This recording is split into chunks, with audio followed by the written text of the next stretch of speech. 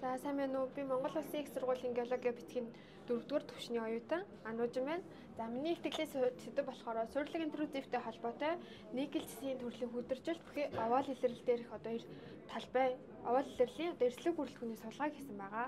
За манай талбай нь болохоор Говь Алтай аймгийн Алтай хотоос 25 км, Монгол Улаанбаатар хотоос болохоор 1100 км-ийн зайд оршдог. За мэтлэгээний бүсийн хувьд болохоор Дарив Баян улааны мэтлэгээний бүсэд байршилдаг. За судалгааны байдлыг судлагдсан байдлыг эндээс харж болж байна. За ерөнхийдөө болохоор бид нар талбайгаас өрөмцөн цоногод улаанаар үзүүлсэн байгаа. За талбайгаас яг 4 төрлийн дээжийг сонгож авсан байгаа.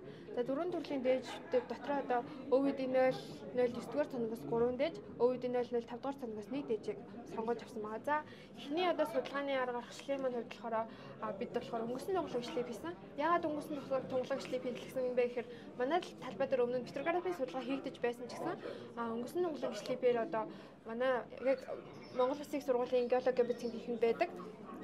Лаборатори микроскоп нь болохоор BA310 матик гэдэг гэрлийн микроскопт нь чулуулагийн эрсдлэг бүрэлдэхүүн болон хүдрийн эрсдлийн давхар харж болдгоороо айгүй өөр байгаа. Тийм болохоор яг бид нар давхар харснараа хүдрийн эрсдлэг бүрэлдэхүүний яг яаж байрлаж байгаа гэдгийг илүү наривчлагтай харах одоо боломжийг бидэрт олгож байгаа гэсэн үг юм аа. Үр дүнгийн хувьд болохоор бид нар үр дүнгээ хүснэгт байдлаар илэрхийлж өгсөн.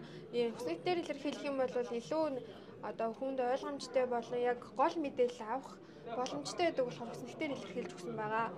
За мэдээж эхний хоёр дээжнэр болохоор хүдрийн эрсдээр одоо халькоприд болон пиротын Финландидууд гарч ирсэн. За Финландид болон халькопридны никель агуулсан хүдрийн эрсдэг дээр одоо хүн болгон мэдж байгаа. За дараагийн дээжнэр болохоор ер нь сульфид маш бага гарсан. Тэгээ сульфид ер нь маш бага гарсан. Тэгээ дөрөв дэх дээжин дээр болохоор сульфид бол сайн гарсан. Тэгээд өмнө нь хийгдчихсэн Siemens-ийн шинжилгээгээр болохоор пиретэд агуулгддаг никель байна гэж үзчихсэн. Тий. Тэрийг одоо баталж өгч байгаа гэж би өөрөө харж байгаа. За дараагийн судалгааны хувьд болохоор геоорнологийн судалгаа. За манай талбай ер нь бол 50,000-ны зураг хийгдэж байгаагүй, насны судалгаа хийгдэж байгаагүй. Тийм болохоор миний зорилго яг энэ талбай насныг тодорхойлё гэдэг зорилготой яг анх эхэлж ирсэн. Тэгээ насны судалгааны хувьд болохоор суурилаг найрлагатай чулуулгаас ер нь цирко маш бага ялгардаг. Хүчлэг найрлагатай чулуулгаас цирко бол маш их ялгардаг. Тэрнгүүрээ одоо ингээд суурилаг найрлагатай буюу манай габрон дээр цирко маш багаар ялгарч ирсэн. Тэгээ нэг дээжин дээр их 100 хилийг шигшээд бэлтдээд одоо яг 4 сарын үйл ажиллагааны үр дүнд одоо бид нар яг дээж болгон дээр яг 100 гаруй цирконыг түүж өгсөн байгаа. За энэ 3 дээжин дээр болохоор яг габрон дээр одоо бид яг никель агуулсан хүдрийнхаа насыг тодорхойлох гэдэг. За яг 4 дахь дээж маань маш сонирхолтой дээж байгаа. Талбай тархсан занрын насыг тодорхойлно гэж би өөрөө одоо шийдсэн байгаа. Яг талбай тархсан занрын насыг тодорхойлсноор одоо талбайгаас ерөнхий мэдээллүүдийг маш сайнаар авч үзнэ гэж үзсэн болохоор яг занрын насыг тодорхойлохоор шийдээд занараас цирконоос нь тэгтээ маш бага гарсан. Бараг 200 хил дээжнээс яг 100 гаруй цирконо түүж бэлтгэсэн. Тэгээд Солонгосын суурь судалгааны үндэсний лабораторид 2 сарын өмнө явуулсан ч одоогоор хариу маань ирээгүй байгаа. Тийм байгаа. Тэгээд 3 дахь судалгаа нь болохоор XRD-гийн судалгаа. За XRD-гийн судалгаагаар ерөнхийдөө бол эрсдлэг бүрэлдэхүүний судалгааны эрдэс болон элементүүд нь яг хамт яг таарсан. Ер нь бол үр дүн нь таарсан. Гэхдээ энэ дотор лизартит гарч ирсэн байна. За лизартит нь яг юу юм бэ гэхээр эндээс одоо энэ лизартит гарч байгаа. Тэгмэл энэ гарсан байгаа. Яагаад лизартит гараад ирвэ гэвэл лизартитаа судлаад үзэх юм бол лизартит нь болохоор серпентиний бүлгийн 3 эрсдийн нэг. За юугаар ялгардаг гэхээр хувирал нь өөрөө никель агуулдаг гэдгээр их ялгардаг.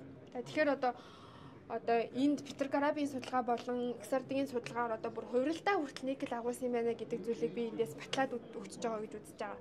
Тийм. Тэгээд одоо энд болохоор энэ зурган дээр тайлбар өгөх юм бол одоо байр зам зурган дээр нэг ярцсан 200,000-ны зурган дээр ерөнхийдөө дандаа тонмол хурц буюу формацууд тэмдэглэгдсэн. Яагаад энэ интрузив бит нь байхгүй байгаа мөртлөө бид нар яг интрузив бит судлаад байгаа юм бэ гэдэг нэг асуудал гарч ирсэн л дээ. За тэгэхээр манай талбай тархсан интрузив бит нь болохоор маш бага хэмжээтэй. 0.5-аас 2 метрийн хурцад одоо хучигдсан байдгийг. Тэгээд ер нь талбай дээр ил гарсан гарч маш бага байдаг болохоор ер нь анакондогийн зураглалаар бид яг интрузив битээ харж байгаа. Одоо овоол бит нь өөрөө яг энд байгаа даа. Овоол бит нь яг энд одоо томруулах юм бол энд харагдаж байгаа гэсэн үг. Энд харагдаж байгаа гэсэн үг. За тэгээд дараа нь энэ олон шинжилгээгийнхаа үр дүнг нийлүүлсний дараа би яг хам гарлын үүсэлт дарааллыг яг хүснэгт байдлаар бас илэрхийлж өгсөн байна.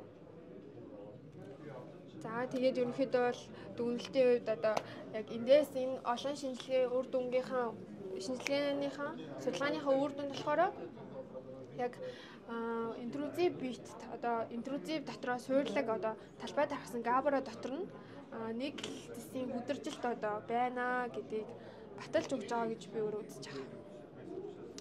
Тэгээд 3 сар ажилласан. Баярлалаа.